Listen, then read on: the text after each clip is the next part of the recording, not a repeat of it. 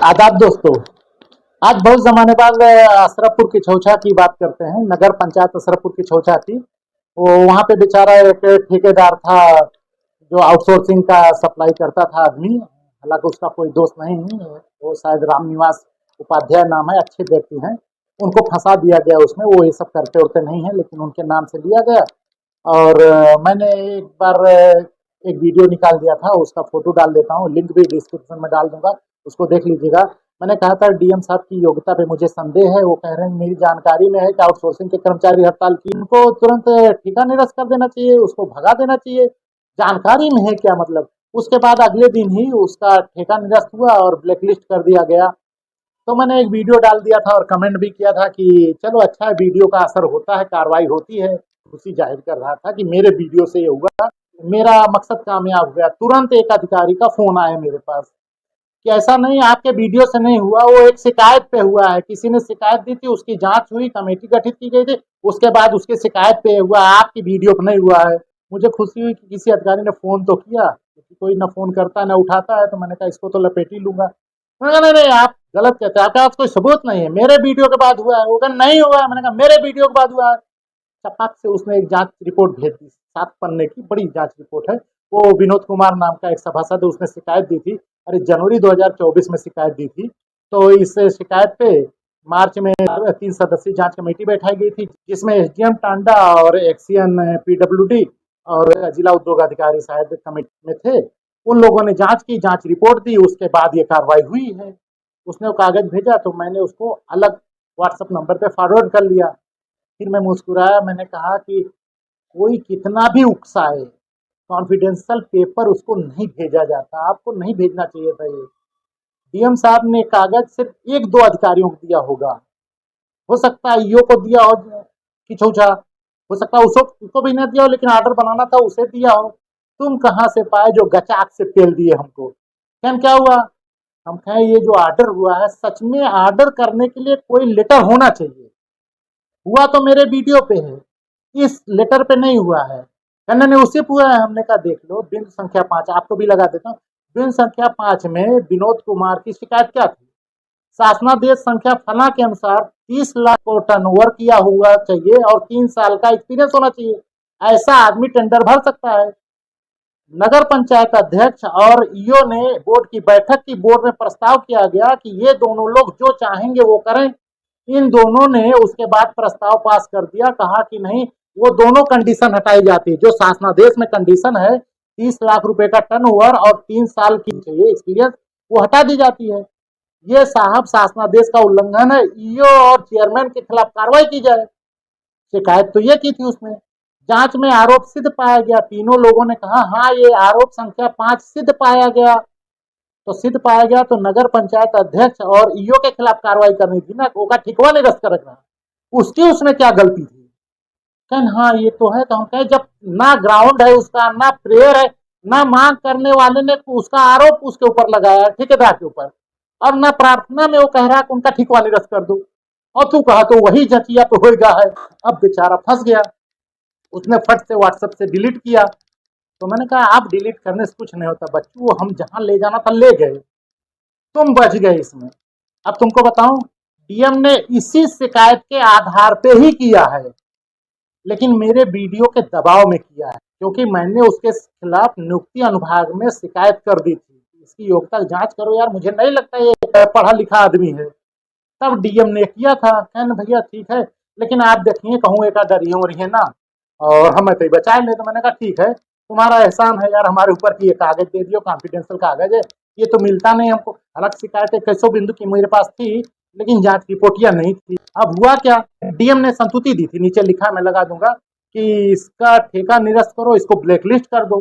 जबकि ना शिकायत में कहीं ये मांग थी, ना शिकायत में इसके ऊपर कोई आरोप था। ठेकेदार के खिलाफ कोई भी कार्रवाई नहीं की जा सकती, लेकिन इन्होंने कार्रवाई कर दी। अब वो ठेकेदार, उसको चाहिए था अगले दिन हाईकोर्ट में चला, मुझसे रिट बनवाता ना, आधे पन्ने की रिट बनाता, तुरंत स्टे मिल जाता, और मैं हाईकोर्ट जाने नहीं देता। मैं एक सादे कागज पे लिख के दे देता, ये डीएम के मुंह पे मार दे, लिख के दे कि आपने जो ये आदेश किया है ब्लैक लिस्ट करने का और मेरा ठेका निरस्त करने, मेरी गलती क्या थी? मुझसे कभी पूछे आपने कि मेरी गलती है?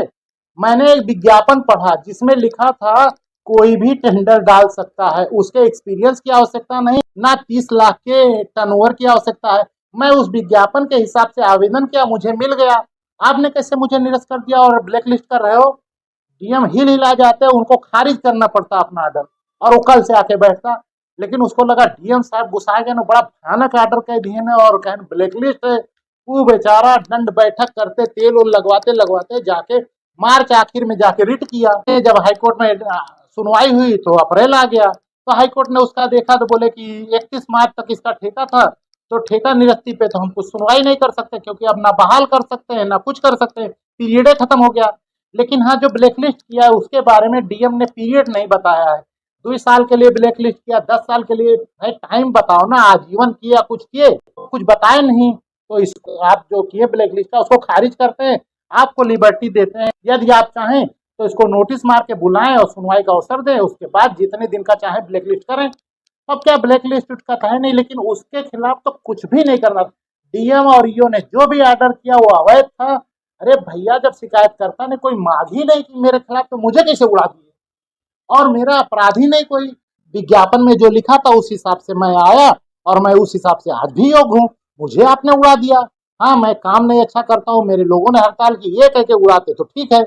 तो उसके खिलाफ जो ऑर्डर हुआ वो फर्जी था, लेकिन बेचारा इतने दिन रुका रहा, फिर हाईकोर्ट गया और हाईकोर्ट से भी कुछ नहीं पाया। ब्लैक लिस्ट वाला ऑर्डर फर्जी था, वो तो जाना ही जाना था। अब मुझे लगता है ईओ को सुनवाई भी नहीं करनी चाहिए, कि क्या सुनेंगे कितने साल के लिए। अब हो गया यार, मुर्दा दफन हो गया, लकीर पीटने से कुछ नहीं होता, तो इस मैटर को खत्म कर दे। डीएम साहब ने ब्लैक लिस्ट का ये फंदा खेला था, उसमें इनकी एक चाल थी, क्योंकि शिकायत जिसके खिलाफ थी, जांच रिपोर्ट भी आ गई, उसके खिलाफ आरोप सिद्ध हो गया, तो कार्रवाई करनी थी। चेयरमैन ईओ के खिलाफ कार्रवाई करेंगे तो ऐसा दिखा देना शिकायतिया में कार्रवाई कर दिए थे। वो बेचारे रामनिवास उपाध्याय को बध दिए, और बेचारा हाईकोर्ट वाईकोर्ट गया, कहना अच्छा ठीक है बैठ, अब फिर नया टेंडर आई तो भरे, तुझे ब्लैक लिस्ट नहीं करेंगे। और यहाँ ईओ और नगर पंचायत अध्यक्ष बेचारे बच गए। तो बच थोड़ी नहीं गए ना यार, इतनी आसानी थोड़ी बच गई। विनोद की शिकायत में आरोप सिद्ध पाए गए, कार्रवाई आज तक नहीं हुई। अब सारी थोड़ा कहले ना ना हम किए नहीं कार्रवाई, हम ओका ठीका निरस्त कर दिया। अरे भैया, ठीकवा कहाँ निरस्त कर दिया? ठीका की प्रक्रिया ही गलत थी। ठेकेदार तो प्रक्रिया के हिसाब से आया था ना, वो प्रक्रिया गलत थी। शासनादेश का उल्लंघन ईओ और चेयरमैन ने किया है, जिन्होंने 3 साल का एक्सपीरियंस हटा दिया, 30 लाख की उसके टर्नओवर का हटा दिया, वो शासनादेश का उल्लंघन करने के आरोपी हैं। ईओ को सस्पेंड करो, टर्मिनेट हो, और अध्यक्ष का तो वित्तीय अधिकार छीनो, उसके खिलाफ 95(6) के तहत कार्रवाई करो, उसका सब कुछ खत्म किया जाए। अब ये होगा क्योंकि अब जांच रिपोर्ट आ गई, और वो अधिकारी साहब ने मुझे ललकारने के लिए तोहरे वीडियो अपना ही भरा, मुझे चपाका भेज भी दिया। अब उसको मैं धीरे धीरे चला रहा हूँ, छोटा छोटा करके शिकायतें, और इन लोगों से रिपोर्ट ले रहा हूँ। उसमें एसडीएम टांडा फंसेंगे, क्योंकि तुमने रिपोर्ट जो दी थी क्या दिए थे तुम।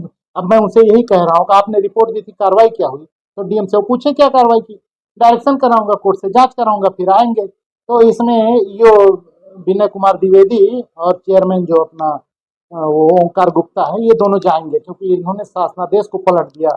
इतने बड़े नहीं हो गए यार कि शासनादेश को ओवररूल करके तुम अपना कोई आदेश चला दो। आदेशित निर्देशित, आदेशित निर्देशित, हर जगह नहीं चलते बाबू आदेशित निर्देशित। अब आज ये पैसा वैसा लेत हुई खात हुई, वो अधिकारी तोहरी वाली जय जय कह गई, हर आदमी के यहाँ नहीं खरीद पाई हो।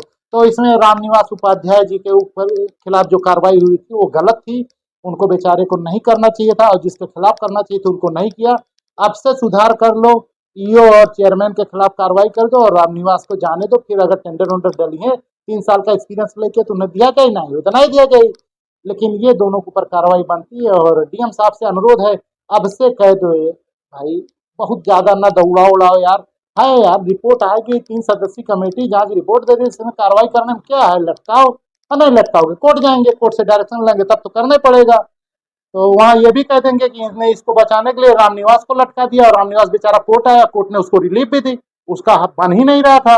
तब तो कोर्ट संज्ञान लगी, एक टाइम दुद्दू रिट लपटवाऊंगा, देखते हैं क्या होता है। लेकिन ये मजेदार चीज है, चाल चले झिंगुआ मार जाए रोहू यार। यहाँ तो चाल चलाया रोहू, मार गया झिंगुआ।